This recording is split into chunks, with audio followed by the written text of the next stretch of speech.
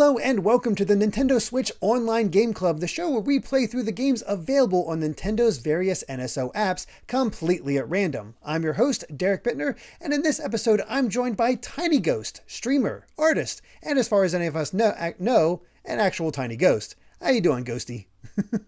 I'm good. How are you? Doing very well. Glad to have you on the show finally, and we're also joined by the returning Digimanda, fellow streamer, fellow artist, and here for her second encounter with the Wheel of Games after playing Light Crusader last time. How you doing, Digimanda? I am well, thank you so much. Glad to have you back, and as you're both likely aware, there are now over 200 games across the NSO, and while some are widely known like Super Mario Bros. And Zelda, there are some odd picks that could be considered hidden gems. We honestly don't know. So what we'll be doing is entering all those games into a randomizer, picking one, and then giving our initial thoughts. But this is January, and this month there's a twist, as it's Patreon request month, and I've entered a special shortlist filled with their picks, something you can still add to right now if you become a Patreon, and become a patron, excuse me. And to kick things off, the Wheel of Games has chosen Phantasy Star 4, courtesy of Larkrin. What is our experience with Phantasy Star 4? Amanda, let's start with you. You're apparently our Genesis girl because you got Genesis last time. Yeah, I mean, like I said, I didn't grow up with a Genesis. I never had any Genesis growing up. I only really had like a trifling familiarity with it because my friend had a Genesis next door. But I played Phantasy Star 2 when a random computer my dad bought came pre-installed with a Genesis emulator. Shh, nothing bad happened. It wasn't bad. But honestly, like I had that, and I also had Phantasy Star Online for the GameCube. Never figured out how to work it. You needed like some kind of internet connection cable thing inside the GameCube. I never knew how to play it. Yeah, I'm sort of in the same boat. But before we get to me, let's get to Ghosty. What is your experience with Phantasy Star 4? None. Absolutely none. I Googled it and I saw the cover and I was like, this looks familiar. And then I saw some screenshots and I was like, this looks fun. So I'm going to try it. That's a good sign if you're looking at it and you're like, oh, this looks fun. It looks like my vibe. How into RPGs are you? My God, I love them. Oh, then you might be in good shape. Like growing up, I didn't have I have like kind of a different, I don't want to say it's like a different experience than a lot of people, but like growing up, I really only had like access to 10 to 20 games and I would just replay those a bunch. Mm-hmm. And a lot of it was like really old RPGs. So like Legend of Legaia was my favorite game growing up and I loved it. And this kind of gives me the same vibes a little bit. So I'm like, ooh, let's see how this aged. Let's go. Yeah. Yeah, I'm looking through the Wikipedia because I'm very much like both of you. I've never played Phantasy Star 4. I've heard about the Phantasy Star series a lot, and I did check out Phantasy Star Online on the GameCube when it first came out, but didn't have online, so I just sort of played the single-player content, and it was just like, It didn't really hook me. It didn't really do much, even though there are some people out there who swear by Phantasy Star Online. They just love the game to death. But I do know that among Never figured it out. Nope, not even close. But I do know among a lot of fans, Phantasy Star 4 is considered the high watermark, just the best of the series. And from what I can tell, we don't need to know too much about the previous games. There's probably references to those that in some way, but according to this, Phantasy Star 4 takes place 1,000 years after Phantasy Star 2 and 1,000 years before Phantasy Star 3. So I think we have some wiggle room here that we don't need to worry about what's going on in the other games. So a good old prequel sequel. Yeah, kind of thing going on. Yeah. Okay. Nice. Yeah, I like it. And they have cat girls. That is also something that I do know. Oh, wait, I did not know that one. Yeah. Okay. Yes, there are people with like little cat ears, and all I remember too in Phantasy Star Online is that there were like Sonic and Amy ears that you could put on. Again, I was like one of those Sonic kids when I was like 12 or 13. So I was like, oh, there's Sonic and Amy ears. Couldn't figure it out still. Whatever. Oh, dang it. Go figure. I'm trying to see what makes it kind of unique, but for now, it just seems like it's your pretty standard setup of have your characters, they learn new techniques as they level up, and they have a certain amount of magic points in order to use those techniques. According to this, there's a number of new features to the series, including combination techniques, so you get to kind of work together kind of like Chrono Trigger, and manga style panel illustrations that accompany the narrative. So I don't know if that just means like little faces that show up, or actual panels that give like an idea of like, here's a cutscene just in comic style. I don't know. I can see it looks like it's like a panel in a comic book. Oh, okay. There's like a little. Oh, really? Okay. Yeah, I was thinking like Tales of type, like just little portraits with people being like, hello. Yeah. That's exactly what they say. They say that. You know what? I'd be disappointed if that wasn't the case. Oh my gosh. Oh my gosh. That's really good. Now, because this Lloyd is Irving an RPG, because this is an RPG, there's no way we are going to be finishing this game. I'm going on how long to beat right now, just to take a look, and 100 hours. Okay, it's actually for an RPG, it's relatively manageable. Still a lot to do in a single week. It's 21 hours long, according to how long to beat. I thought Chrono Trigger length. Yeah, it's not terrible, but it's probably, we're not going to be killing ourselves to get this done. I think if we make a decent way in, I think we can get a sense of like how we feel. I've done this before. We got Shining Forces our first episode, and that was another full scale RPG. Challenge accepted, though. Oh, I'm gonna try. You know what? Hey, I've got a job. I gotta go places. I do too. I just also have no life outside of work, so. Fantasy Star is now your life. Yeah, it is for the next week. It is. I love it. That's so good. I'm excited too, because I don't have a lot of opportunities to play RPGs like by myself anymore, so I'm excited to play this. Yeah, I'm curious what it's going to be like. There's not really a whole lot of sci-fi RPGs out there. I know there's Star Ocean, but even though it's like sci-fi-ish, you go to a fantasy planet, so it sort of negates it. Yeah. So it's weird in that way. Xenogears sci-fi RPG? Yeah, Xenogears is, because you got the mechs and whatnot, and Xenosaga by extension. So there is a few, but they're not the first ones that really come to mind. But yeah. And I mean, really the only thing I know about this is that it's got cat girls and space. So that's cool. That's all I need in my life. You know what? That works. That fits. It's like the Muppets in Space skit, but instead of Muppets, they say cat girls. It's like, cat girls in space. Sold. Hello. Okay, sign me up. Yeah. Phenomena.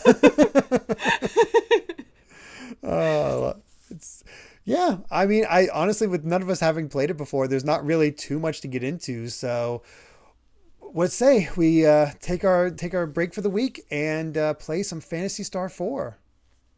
All right. When I get back, it's going to be completed, baby. I want to hear about the final boss. 100%. Yeah, I want to hear about it. Let's hear it. Max out their levels. If they're not level 99, I'm going to be disappointed, Ghosty. All right. Cheer me on. I'm going to try. Sounds good. So, yes, we will see you in a week, or shortly for you, with Phantasy Star 4. Till then.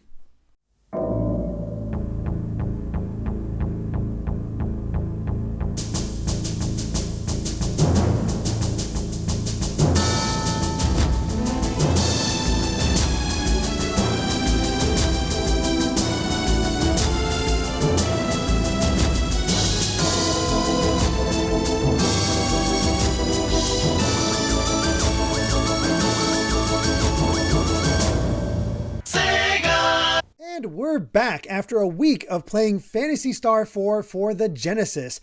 It's widely considered one of the best 16-bit RPGs of all time, but would you agree? Let's start with you, Tiny Ghost. What did you think of Phantasy Star 4 for the Genesis? Oh boy. So this was my first Genesis game of all time ever. Really? It was, yeah. Wow. So I know, crazy, right? But I freaking loved it. It was great. It was amazing. Oh my god. I thought it was gonna not age well, because that's generally why I don't like go on backlogs and like go play things that are like older, I guess, or like games that were out when I was a kid, because I was like, well, maybe it aged real bad, you know what I mean? But no, this one was great. This one was great. It had some like Final Fantasy to it. It had some Kingdom Hearts to it. It had some like, it was very RPG. It was amazing. I loved it. Unfortunately, I did not finish it, sadly. However, that was gonna be my next question. I'm close. I'm very, very close, I think. I think I've met everybody. I think I know what I gotta do to hit credits, so I think I'm on the way. Yeah. So you'll be finishing it. What about you, Amanda? Do you agree with Ghosty here? Did you enjoy Phantasy Star 4? I absolutely did. It was really, really good. I think the sci-fi plot with the like environmental collapse as like a backdrop was super fascinating for that time. It came out, what, 1993? It was oddly relevant today with the AI situation. Sure was. Yeah. But it was awesome. I really, really enjoyed it because it had such great characters and such good character design. I think the only problem that I really ran into was that the battles were so frequent. I wanted to pull my hair out and then eat it because I was so angry. Oh no. Well, I will. We'll get into those details soon, but I should give my thoughts as well. This is my first time playing Phantasy Star 4, and holy crap, this is so good. This is so beyond anything I was expecting. Like I was just like expecting like sci-fi Final Fantasy or something like that. Just that sort of concept. But then you see the cutscenes, like. The sprites aren't that impressive when you first see them. They're detailed when you really look at them, but they're so tiny. And that threw me off at first.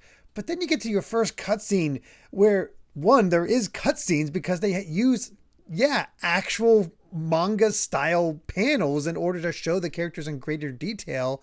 And just, bam, there it is. Like, oh my gosh, this is actually really cool and well told. I'm absolutely blown away by this. This was such a delight, and God, I'm so happy we played this. Mm-hmm. Oh, absolutely. I love also Chaz's portrait always kind of looks like he's like... I always thought he was like chewing like on he's something. got like... Yeah. He's got like one angry cheek. He's like... I don't know. He's just... They're such cute little portraits. Mm-hmm. So Amanda would know this too, but like as somebody who is like an artist, I guess, is like I really loved how the like comic layout was for each cutscene. It was like it would like layer the screens, which I thought was super sick. Yeah. Also, sorry if I'm like blending into the background. I did a Phantasy Star battle background. Oh no, like that's a special edition for our patrons here, where they actually get to see us. So you've become one. That's how much become one with the Genesis. That's how much Ghosty is enjoying this. She put up a background of green screen of her in the battle screen. So we were joking about before. We just want to see the characters step up and like attack her. Now an enemy. Yes. Oh my gosh. Where do we even start? Like, Ghosty, you tell us. What do you want to talk about first? The story, the battle system. Like, what do we talk about? I guess I'll say that I actually like my opinion's a little different from Digimanda's, which is I actually liked the battle system. I generally don't like grinding too much, which is why I kind of related it to Kingdom Hearts a little, because Kingdom Hearts is a very grindy game. But I kind of enjoyed it because they gave, like, every battle gave me money. And I love when things give me a lot of money. You get so much and I can money. buy new things. Yeah. And it was cool to, like, test out the techniques and stuff. I think I struggled more so in the beginning trying to figure out what everything was for. So, like, the things like the techniques and the skills, I had to look them up and see what they did, because I was like, what? This looked like it did nothing. What should I do? You know what I mean? So I was like... Gifoy? I'm like, what is Gifoy? Yeah. I don't know what that is. I think I know what is, but what the heck? there's an attack. There's a spell called SAR. What does SAR do? Oh, it heals everybody. Why is it called SAR? I don't understand. And not having so I thought res was like resurrect, but it was, I think, restore, because it would just restore health, because I kept trying to do it in the beginning when people were like, if people died, because newsflash, I'm not very good at things. So like I did die quite a bit. But it was interesting to see how they kind of like did everything. I'm still like, I got used to it as I played, but it was still kind of, I still had to have like kind of a cheat sheet of, okay, this does this, that's right, you know what I mean? Yeah, I had to do the same, where I looked at, because I see all these attacks and I'm like, what the heck are these? And I try them, and as you said, it does something. I'm like, something happened? Like what's going on? I think I missed it. And you get onto, I went onto the Phantasy Star wiki and got a whole list of all the techniques, as they call it. And there's like 30 or 40. And I'm like, oh my God, I keeping track of them all. Like, I just got to the important ones. Okay, this attacks, this raises my attack, this heals. Cool, we're good. Let's just go. Mm-hmm. I did spam the attack button a lot, where it was like the preset for just attacking. We got to get into that eventually, but I'm guessing you were the same way with the technique names, Amanda. Yes, absolutely. I also had no idea what they meant by things that were like the little red one, and it had like ×3, and I'm like, can I only use this 3 times? Is it an item? Am I using an item right now? Let's cross-cut ×3. What am I doing? Like, I had no idea if it was consumable attacks or techniques, or can I only use them 3 times because they, that's all you could do in a battle. I have no idea. But like, I had Vol. I had no idea what that was. Gifoy. I have no idea what that was. Half of the things that you could, half the things you could equip also had just bonkers names that I could not figure out. Like, what was the one that I wrote down? It was like, Crimic. I'm like, what is Crimic? If you actually, no vowels. When you buy them, they actually do spell out the things. So like, one is like carbon or psycho or silver, titanium. Yep. But if you pick it up in a dungeon, though, you're like, okay, I appreciate the lack of vowels here. Let's see who I can equip devolved. it to and see what the stat changes are. Yeah. But thankfully, we have that. Mm-hmm. Also, something I didn't get to experience much. I don't know if you guys ran across them or not. You can if you use the right techniques in tandem together, you'll actually combine them into like combos and special combination techniques. Did not know that. Did that ever happen to you guys? It did happen to me, I'm pretty sure. I just think I was like, this seems weird. I'm not going to question it. You know what I mean? Because I never knew what I actually did to get things the way they went. You know what I mean? I got it once. I was like, oh, this is those combination attacks that the wiki mentioned. What did I use again? And I never found it. I couldn't find it. Exactly. That's what happened to me. Because I was like, oh, this is cool. What did I do? I'm just going through my usual battlefield. It's like, this will work. And then you get back to it's like, wait, what did I do? Because I just did something cool and effective, but oh no, this is not good. Or like, if you do a certain, I think, combo, kind of, like the damage would just get like quadrupled at one point. I don't know. I tried to take screenshots of certain things. But it wouldn't explain anything I'm trying to explain, so I can't really, I don't know. Yeah. It wouldn't make a difference, so, yeah. Yeah, it's interesting in that way, but let's get into those random battles, because you felt they happened a little too often, Amanda. Yes, I had a situation where I had like 2 party members dead and I couldn't figure out how to resurrect them. So I had to go all the way back to the inn and I took 2 steps, battle, 2 steps, battle. I was like, I'm gonna die. It was awful. Like I did get used to going back to the inns, like especially in like boss areas where like you'd have to, like I'd have to go back several times because I'd be like, I don't want to confront anybody with like 2 health and no items, so I'm gonna just keep on going. Yeah. Yeah, it just, I have that sound now in my head for all of time, which is the encounter sound, which is just the da-dun, da-dun, like that is now just a part of my brain. Yep. I'm a teacher. Children walk into my office now, and I just have that sound like encounter time. Okay. The child shows up. Dun-dun-dun-dun. Oh, God. Yeah. Time to battle okay. like the children at school. Feels like that sometimes. Time to cast Gifoy on this child. It's time. So I learned very quickly to love the spells Highness, I'm guessing it's called, and Ryuka. Because Highness is your escape from the dungeon spell, which is very useful when the situation like Amanda describes happens. Problem is, you can't use it if that character dies. So then after an incident like that, also that Amanda dealt with, I learned that always have an escape pipe that like on hand. Never leave home without it, because that'll save your butt if that happens. But I gotta say, Mario's up in here. Yeah. I gotta say though, if maybe it's because I'm playing another RPG at the time for right now for a different video where the encounter rate is much worse, like way worse than this. This felt like a breeze. This is like, okay, it can be a little, it can happen a lot in certain cases, but it's usually not too bad. The biggest issue I had was because I was fighting so much, I was running low on TP a lot. Like, oh God, I'm out. I just gotta go.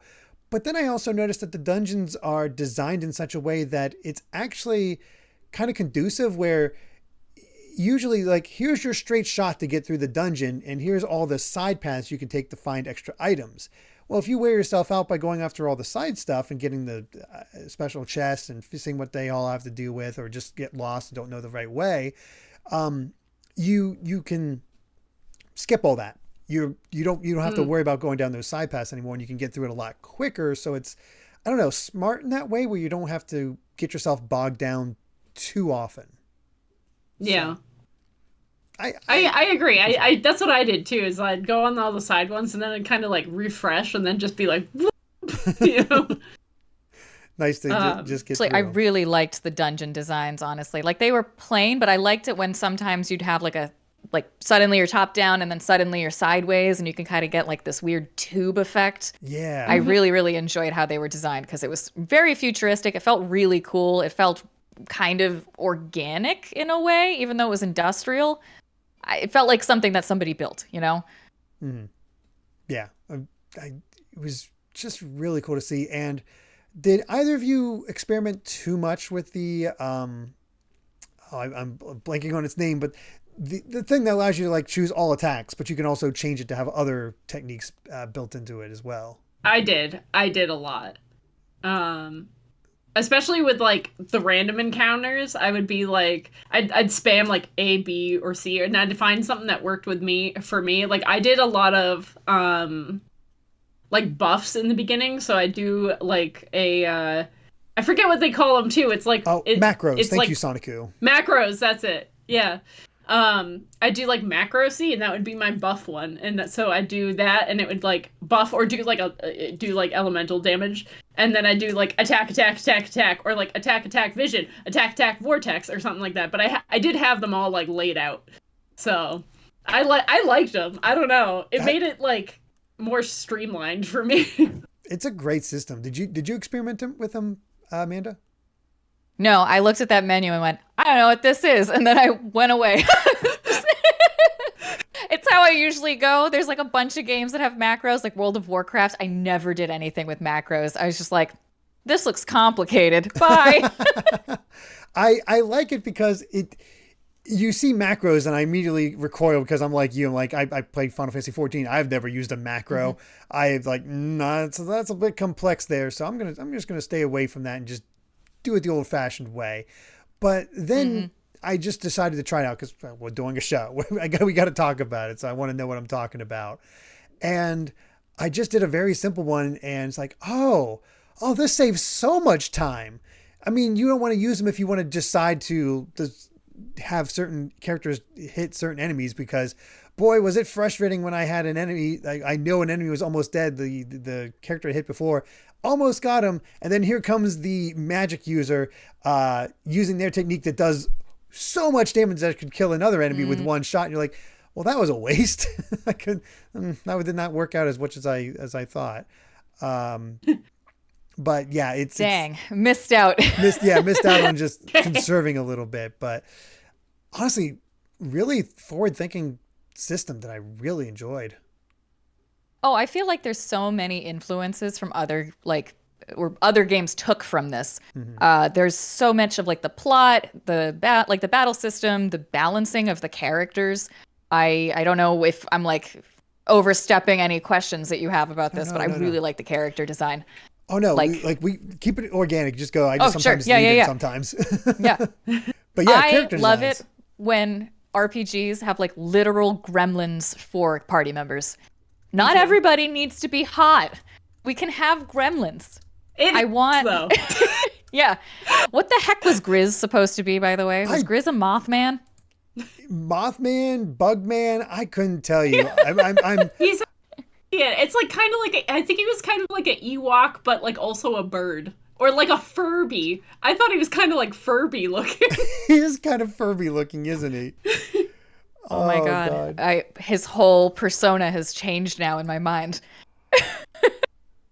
Now it's like the great. Even enemies are cool too, because you'd have organic enemies and like actual monsters, but then you'd have like robots and like just computer things that would try to like turrets and stuff that would just shoot you. And I was like, okay, I was fighting a worm before, but all right. Yeah, I love the guy that's sandworm farming, and then his sandworms turn on him, and he's just like, dang. It's like, you got to try again. But yeah, that's the other thing, is there's actual like side quests. The fact that you could go to a job board and like, oh, here's a side quest for you to do this thing. That was okay. Did not expect that. That's cool. But yeah, looking at the characters, we do have your typical hot ones. I'm guessing to me, I feel like Rune, and I don't know if you got far enough to meet him, Amanda. Our second android. I'm blanking on his name. Ren, yes. Yeah. Ren. Those two are your like your hot guys in this game. That's for sure. Boy, howdy are they. Sorry. So I got thirsting. No, that's fine. Right before, or right after Grizz leaves the party. So it was like right before. Right. Well, the final frontier. Here's the thing. We're going to talk about whatever we reach. So there will be spoilers for this sort of thing. I don't think we're going to get I don't know if we get too in depth or not, because we want people to play this, obviously. Yeah. We get too in depth because there's like some plot heavy stuff that happens later on. So. Yeah, there definitely is. So we'll provide a spoiler warning at the bit, but it's nice to see that we all reached at least the halfway point, because if I'll just come out and say, you defeated Zio, right? Yeah. You hit halfway. That's a good amount of progress there. And there's like 2 more party members for you to meet before you've met them all, it looks like. But yeah, we got Rune and Ren are definitely the hot guys. Then we got Alice and Rika.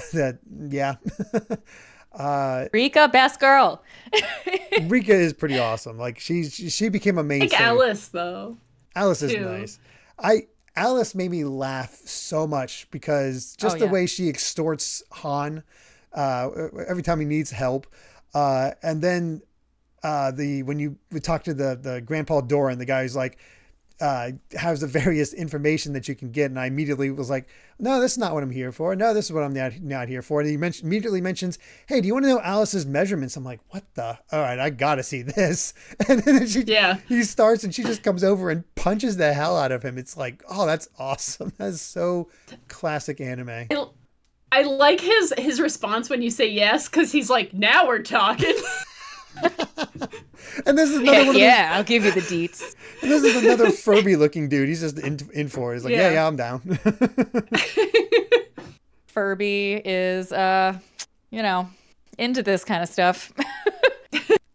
I guess It so. was so good. I also, listen, Zio was also a very, the hot guy villain. All right, ready? It's backwards, but you could just see Zio hot, though. Zio. I mean, I'm just saying. It's like, maybe there is a reason he has a cult. Yeah, I have a bunch of weird little comments, which is just like Demi's like, ooh, a new part. Can you guys turn around so that I can install it? And everyone's like, where are you putting that? And I think, based on her size, she's clearly a little younger because I think she's meant to be 12 or something like that, or look 12. Ren, meanwhile, has a part like that as well that he finds, and he doesn't have the whole turnaround thing. He just installs it, so he has no shame. Yeah. I shall install this in the one place it matters. It was so good, though. It was. I love the Alice is hilariously fawned over by everyone note that I had, which is, your hair is fluttering in the wind right now. I love that. And she's like, thanks. There's a character later on too, which I'm not sure if you got Amanda didn't get Ren, but there's a guy who looks like Piccolo. Yes. From DBZ. Yes. Raja. Oh my god. Raja. I love him, but I hate, I was like, wow, man, I wish you were a hot alien. Because I would love you a lot more. Yeah. Well, that right there is total gremlin energy. I love that. It is total gremlin energy because all he does is make terrible jokes. That's his entire character, is an old coot who makes terrible jokes. And he's just like, I'm joining you and you have no decision in the matter. But he's also the best white mage. I'm like, okay, yeah, join up. I don't care. You're awesome. Oh, he's really old. I'm like, is this the oldest canonical RPG character? 85? Other than ones that are vampires or whatever. But I didn't realize he was old man. Fun. Yeah, I didn't realize he was 85. Holy crap. But it's the thing Story-wise, what did you guys think, by the way? Sorry, I didn't mean to. No. Oh, no. I was going to go kind of into the characters as well in the same vein as I'm not sure when it came out, but the way the characters are structured reminds me a lot of Final Fantasy IV, where you don't get a big party that you choose from. Instead, the game rotates through the party members until it finally settles on, here's your final party. You never have a huge group that you decide between, but your group consists of 5 people, so there's a lot. Mm-hmm. So yes, Final Fantasy IV came out 2 years before Phantasy Star 4, so it's very much, I think, took inspiration from that, and I love Final Fantasy IV, so I'm cool with this. This is great. Yeah, honestly, I like that there were actual character stakes too. You had real emotional investment in some of the characters, so when they left, you're like, I'm going, come back. I was so scared sad. When we met, when we meet Han, for example, I was really scared that he was gonna right away. Yep. Because he has a fiance at home, you know what I mean? And I was like, oh no, he's got backstory. Oh no, he's he's not lasting another 5 minutes, I swear to God. We see his love life and we see his family and stuff like that. Nope, this ain't going to end well. You know what I mean? Also, Han has such a boy next door kind of vibe. He just looks like your generic 90s anime protagonist who's like Meisani Koku or whatever. Oh, I have a fiance and I definitely don't want to die. I would very much appreciate that. So I could totally see oh no, he's gonna die because he's plain. Yeah. Every anime, every video game. I feel most video games I've played, if there's a good if they have a good past, good history, good a family at home, I'm nah, they're dead. Tragic backstory can go either way. Yes. It was just a fun story, and as you said, Amanda, it's interesting in the way that they go, where there is a big evil, but he's not the big evil. Instead, it's all about something is causing the systems that keep the environment in check to go crazy. Figure out what's going on. I honestly love that plot point, which is just AI is destroying the world. Relevant in 2024. I don't know how people stand on AI, but I personally don't like it. So no. We're all creatives here. We hate it. Yeah. But it's also just like this very, like I said, like an environmentally conscious game. It felt very ahead of its time when it came to kind of talking about that. Obviously, Final Fantasy VII would later on have a lot of discussion about environmentalism, but this was really heavy for its time period and like a much darker plot than it really looked like it was going to be. Like the music's also just so jaunty and like da da da da da in some parts, and you're like, oh god, the world's ending. Okay.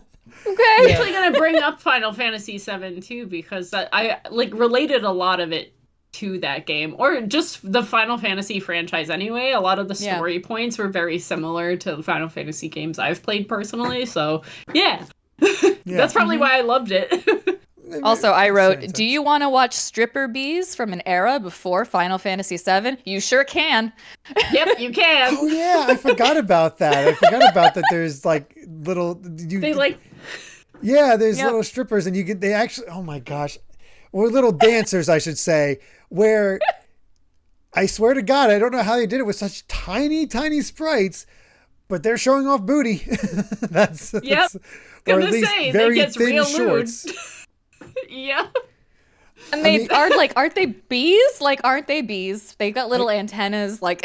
I think so, or at least they might be trying to do the whole Playboy bunny type thing. Because they love the bunny girls. Alien maybe version of it. Yeah. Final Fantasy VII, I'm looking at you. Yeah. The thing is, you look at Rika, and if she didn't have the cape, her butt would be out all the time too. So, know, it's like, it's fair. So yeah, it was. I love the character design though. It was really, really cute. I like that Rika is something called a Newman, and I was like, that is. I keep getting Seinfeld character in my brain when I keep hearing that word. Like, I get what they're trying to do with human, but yeah, I did immediately as soon as I read that, I was like, Newman. I love her too. I love her. I loved everybody. I was like emotionally invested in I think every single character, I think. Oh, that's great. So, even the villains. Even the villains, yeah. Yep. I'm down. Yeah. I'm down. Alice had such a like girl boss, gatekeep, gaslight vibe. Like, I love how like whenever you have her as the leader of the party, she's just like, what the hell are you looking for? If you accidentally click on something and nothing's there. But when you play as Chaz, it's like, no, there's nothing here. It's just kind of chill. But she's all like, you dumbass, what are you doing? Like attitude-y. Like, what are you looking at? Like, what did I write about her? So much. Oh, there was also one part where it was like everyone rags on her in the party because like some old lady's like, thank you for that lovely meal you cooked for me, Alice. And they're like, you can cook? That's unlike what we expected of you. And she's like, yeah, I'm good at things. Sorry. It's like, shut up, kids. I don't know. What'd you think of the sniping between Chaz and Rune? Oh, it was great. Honestly, I love that kind of vibe because Chaz is obviously like the inexperienced little kid who's growing up to become an adult with real morals, and Rune's like, whatever, you're like a baby. Yeah, and Rune's just like, I got this. I'm all cool. It's all good. Although that does remind me, going back to gameplay just a little bit. Did either of you have the issue of having a character die right before you beat a boss? We did the boss, if that happened. Yeah, I poor Chaz kept dying right before I actually pulled off the win. And he ended up so much lower level than everybody else. I'm like, you poor kid, I'm trying to keep you strong, but for some reason, enemies just like to focus on you and beat your ass. So proving Rune right. Rune was right all along. He can't do it. When I had Han, that was Han for me. Han kept dying, and I'd be like, "Oh, you weak piece of shit! Like, how dare you?" Get back up. I know. I would get so mad at him too. I'd be like, "Why do you only have like 2 health? What happened? Come on now." I also loved that when they died, they would just float motionless Yes, in that weird RPG static. line. I'm like, oh, Recover. so he's pulling you all around on a leash. I love when you get the revive spell too. It's like recovered from dying. Well, that's good. I'm glad to hear it. But God, probably the most memorable bit for me was when I did that side quest where you go into the earthquake, the town that has a bunch of earthquakes. A kid gets lost in one of the crevices there, and you go in after him. When you rescue him, turns out there's actually a mini boss down there, or at least a extra boss or something like that, because this thing was kicking my ass, like much more than any other boss I'd fought up to that point. And it was getting a little dicey, to the point that I had to just go ham because Rune died, Chaz died. I'm left with just Rika, and it's like, all right, time to just double slash and hope for the best and heal whenever I get the chance. But her TP is running low, and she pulled it off right before the end. But the 2 dudes are dead. She just got the experience herself. She was like level 21 before. She got 42,000 experience and leveled up to 25. Oh my god! And then everybody else was just like nothing. Yeah, exactly. She's We like babies. Oh god. it's like, oh, I mean, on one hand, God, it sucks that they're not evenly leveled, but liking the strong Rika. Yeah. This is think totally she comes. small. Go ahead. Oh, sorry, I was going to say, I think she comes like rather weaker than everybody else, but when she does level up, she like has a lot of growth, so it's good to see that. Yeah, she was sort of my healer for a bit of times, but you go ahead, Ghost. I'm sorry. I think same for me too. She like once I got her kind of leveled to everybody because she leveled up really fast. Mm-hmm. I tried to like keep them all. But one thing that I was gonna say is totally small, but when characters, on the topic of characters dying, I liked how it was just dying without the G, because I'd be like, oh no, he's dying. Like, I don't know, it was just kind of cute because I'd say it with like a little accent, like DYIN, just dying. Sometimes those text limits really help with adding character to the game. Exactly. All kinds of humor in there. So, yeah, it was wild just trying to figure out ways to actually revive people, because I didn't know what item actually revived them, and it turned out to be moon dews, which you can't buy in shops. So you're just running back to the inn and hoping to get a res out of it, and thankfully it does work. Mm-hmm. But also learned that, we actually have 2 different types of characters. We have the regular humans, but then we have the androids. And the androids don't get healed by TP. They have to be healed by their own sort of recover thing. But when I was using one of them, they have a spell that just gives a little bit of HP back to the entire party. But one of my characters was dead at the time, and it actually revived them as well.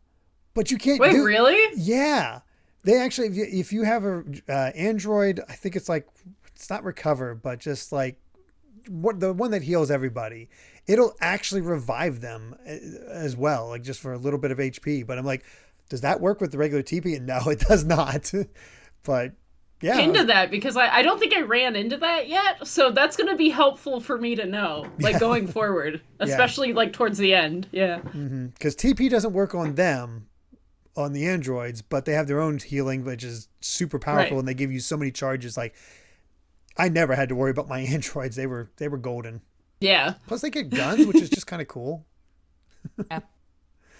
I like how some people are like slashers and they have swords, and then like somebody had, I think at one point, maybe early on, I think Han had like a, what do you call it? Like a lightsaber type thing. And then the androids just have, like, they'll just shoot you. It was just kind of cool. I like the mix of like fantasy and space. Maybe that's why it's called Phantasy Star. I don't know. I've not played them, but you might want to look into that recently released on the Switch, Star Ocean 2, because I think it has that same sort of idea. Plus it just looks gorgeous. So, yeah. Is there anything else we want to mention before we dive into spoilers for what we've encountered so far, at least. I mean, I just loved the humor in this game. Like, there was so much like extra little things. Usually I don't try to talk to every single NPC, but like once I started talking to them, like, these guys are funny. I want to keep talking to everybody. Yeah. Yeah. There's some fun snide comments. It's like, I ran across this family later on beyond where you got, Amanda, where it's a cold area, and the father is outside. It's like, it sucks that I have to be out here. It's so cold, and my wife gets to be warm and comfy inside. I hate it. And then you go inside to the wife. It's like, yeah, I don't really like the cold. I can't handle it. So I have to just stay inside and stay warm because I just can't take it. And then you talk to the kid. They have 2 kids. The older daughter is like, I can see from both opinions. They're pretty, they have their points. But then you talk to their son, just a little kid. And he just basically outright says, Mom sucks because she can't go outside. Dad's way better. And like, she should just toughen up. I'm like, what the hell, kid? Jeez. There was also this one lady that was in a bedroom and she's just like, oh, you're a bit young for my clients. I'll be able to give you a great service. And Chaz is like, huh? Excuse me? Okay. He's like 18 or something, right? In the game? Or like so. 16 or something? I think he's 18. Yeah. Okay. I think he's, but he's still like, what do you mean, service? Pardon me, ma'am? Oh, no. I just looked it up. He is 16, so...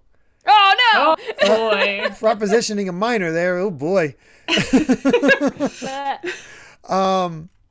But there's also when you go into the dorm rooms in the school in the beginning, and you just come and talk to this one girl in the dorm. She's like, I'm just about to change. Get out. I'm like, yep. I didn't know. Sorry. It gets very 90s anime still. Yep. Oh, like, yeah. I feel like that's also on brand for it. Very, very cheap. There's also like one part he goes up to Alice's cabinet and he's like, Alice's cabinet. She's like, why are you stuttering? I'm like, why is he stuttering? It's a cabinet. What secrets lay? I mean, it takes me, speaking of Final Fantasy VII, when you have that flashback with Cloud and you get this Tifa's room, it's like, where Tifa's special? It's like, RPGs could get weird. They sure do. And we love them for it. Yes, we do. It helps that it's just 90s all hell. That's like it is a 90s anime through and through. So, whew. Spoily time. I think it's spoily time. So, yeah. I think given how far I've gone, I don't want to go too spoilery with the stuff I've played, just because I really want people to actually like play it and enjoy it and discover certain things for themselves. But I'm cool with talking about overarching themes. I think we can talk also probably about the up to the midpoint. I think is well enough because nothing too major like happened. Zio. Yeah, up to the end of till after you beat Zio. Because I did get a bit farther, but nothing too crazy plot wise happened. You just get to go planet hopping at that point, which is just kind of cool. It's in its own way. That sounds neat. Yeah, it's pretty cool. So yeah, it pulls off. Should we just rip off the Band-Aid and talk about Alice? Yeah. Did when she got injured, when she took that hit for Chaz, did you think she was going to live because we were going on that quest to save her? Honestly, yes. I did not think she was going to survive. I thought it might have been something where like Chrono Cross situation. I thought maybe it would be too advanced for Chrono Cross kind of situation, but you have a chance to like save Kid or like just leave her in a bed and she just like lays there forever. I don't know if she dies, but you're like, okay. But I didn't think that she was going to make it.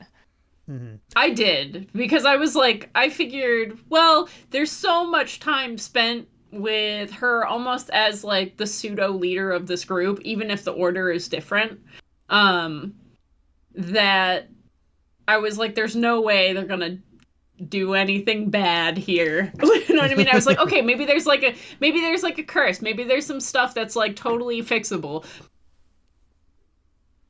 Well, yeah. Well, that's the thing. I thought so.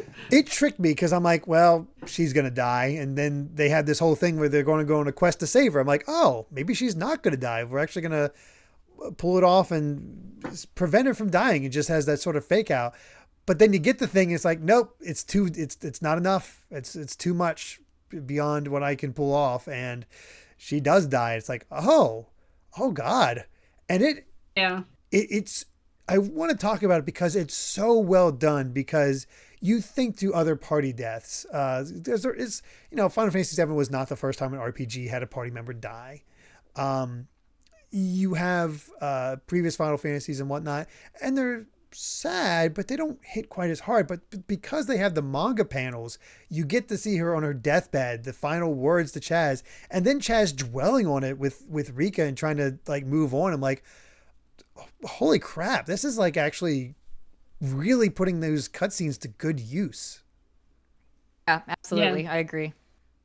I agree too, and I think it does make it more effective having her be in the party since the beginning. You know what I mean? Whereas other RPGs, like we talk about Final Fantasy, right? There's a lot of times where a party member will die, but it's like maybe like only a little bit after you've had them join. You know what I mean? They weren't there from the beginning. And I think it makes it also a little more powerful. And like you said, like the manga panels just, chef's kiss. So good.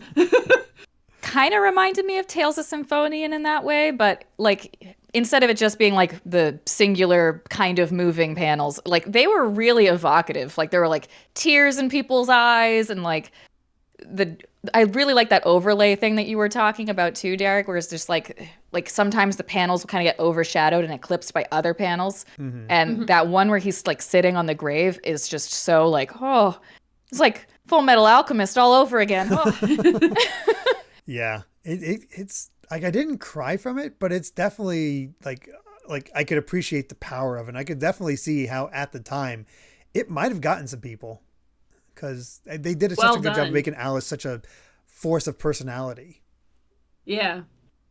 So she took on that mentor role, because she was such a strong character, both in personality and like everybody in the beginning talks about how strong she is. So I was like, yeah, this is fine. Yeah, it wasn't fine. No, it wasn't fine. Narrator, it wasn't fine.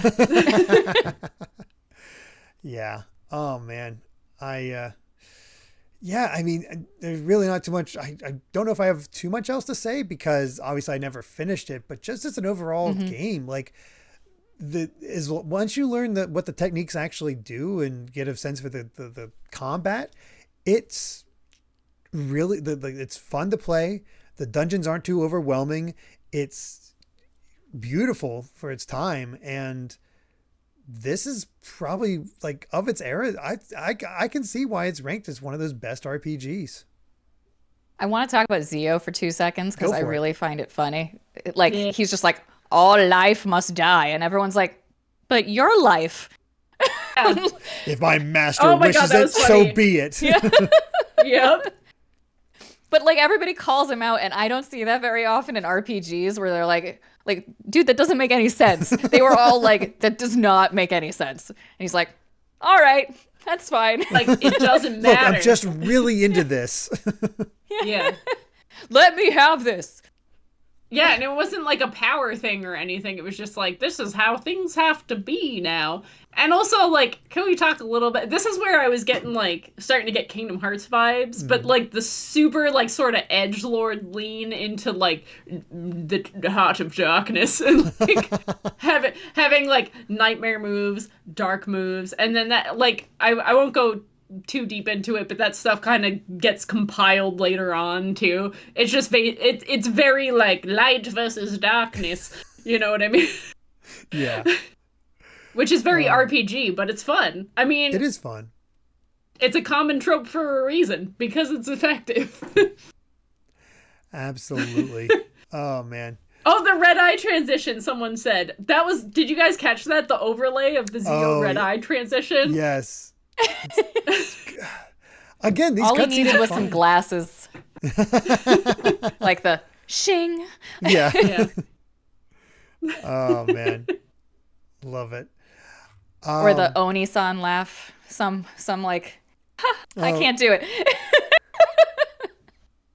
Oh yeah, I don't know if we ever get to the one of those the other character here where it's the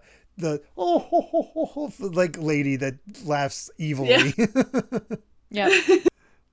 Oh, It was a delight of a game. The 80s, 90s aesthetic anime thing, I think, was like critical mass, but it was so good. Like, it's a throwback you can just get into. So yep. yeah. I can't wait to finish. I feel like I'm pretty close, so I'm gonna try to finish it tonight if I can. I'm Ooh, really nice. excited about it. Yeah. Yeah. Well, we might as well make this a formality, even though we've talked about it a lot, and I think you guys all kind of know it. But we've said all we wanted to say about Phantasy Star 4. What's our final verdict? Would you recommend it as an NSO or tell people to stay away with an no? Amanda, let's start with you. Absolutely recommend this game. This game was a delight. The only thing I ever found annoying was the encounter rate, but it's not as bad as other games of its time. But it's a great, great game. The pixel art's really cute. The characters are awesome, and it's got a great story. What about you, Ghosty? Absolutely. This is my first Genesis game, and I was so delighted. And it's actually like probably in my top game list right now. Like I love RPGs, and this was really fun for me. I don't know. I just loved it. So I loved every part of it. It's great because you don't hear about Genesis RPGs too much, and this is all obviously considered one of the best, and there are more out there. And I don't. Are you a Golden Sun fan, Ghosty? Have you played Golden Sun at all? I'm not. You have not. I have not. Okay. I haven't played a lot of older ones, so that's why I'm almost like I'm also nervous to play other older games and be super disappointed. Oh no! But yeah, I hope not. It came up earlier. Actually, it was the very first thing that came up for Game Club.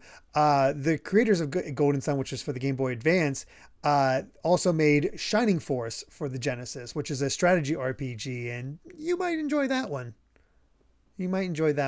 Well, Shining Force and Shining Force 2. I hear 2 is better, and I don't know how connected the stories are, but obviously we were able to jump into 4 with no issue. But I gotta, obviously gonna agree with both of you. This is an NSO, a strong NSO for me. To the point where if I don't finish a game for this series, I don't worry about going and actually finishing it later. I just have too much else going on. I need to find the time to finish this game. I want to finish this game and see what actually happens with it. It's just been that much fun. It's just kind of a cozy time, and it's one of the first games I've played as part of this show. It's a newer one. It's a new one that I've not played, and it's an older game. And Amy, my partner, will sometimes see it and be like, but this one, she saw the manga panel, she saw the aesthetic, she's like, ooh, that has an effect. I was like, if you can interest somebody like that doesn't really gravitate towards that too often, it feels good. And yeah, I absolutely think that so far, this is my favorite game I've played as part of Game Club. This is the best game I've played across all the systems. So yeah, it is a really, really great time. First I played because now I'm like, hell yeah. Like it actually like makes me want to really, really explore more games on NSO, like as a whole. So I could send some recommendations your way. I'm sure a lot of other people could send some recommendations. There's some good Genesis games out there, depending on what kind of games you're out for, so you might want to check it out. So yeah. Now this is my second Genesis game ever, and on NSO and on this program. So I'm like, whoa! Like the first one, Light Crusader, it was pretty decent. It was good. This one was like, whoa! Like that's a great game. Yeah, it kind of makes sense why the Genesis was a bit of a rival to the Super Nintendo back in the day. Who knew? Oh, it was so good. Yeah, great stuff. But what about all of you? Have you played Phantasy Star 4 before, or was this your first time? But before we go, where can everyone find you at? TinyGh0stt, plug away. Where can we find you at? I am TinyGh0stt. I'm on Twitter. It's TinyGh0stt. The 0 in the ghost, the O in the ghost is a 0, and I have 2 T's there. I am a streamer, but I am a VTuber, so you won't see my face too much. because then, you know, who wants to get dolled up? But I do art and I do gaming. So you might see some Phantasy Star 4 art in the coming week, possibly. Ooh. So look out on that, especially on Sunday when I do my art stream. I might be doing some characters that I love. But that's where you can find me. Across all platforms, it's the same username. So very cool. Definitely check them out. And Digimanda, where can we find you? Also find me at Twitter, Digimanda with an underscore at the last character, and on Twitch, also Digimanda with no underscore. And I'm like a variety streamer. I like to play a bunch of different kinds of games. I did play Phantasy Star 4 for the first few hours on Sunday last week. Last week? I don't remember. It was a day. Sometime in the past But I also week. do art. Yeah. I also do art, and I also do a whole bunch of other cool stuff, like trivia for music in video games. Ooh. So come and check it out.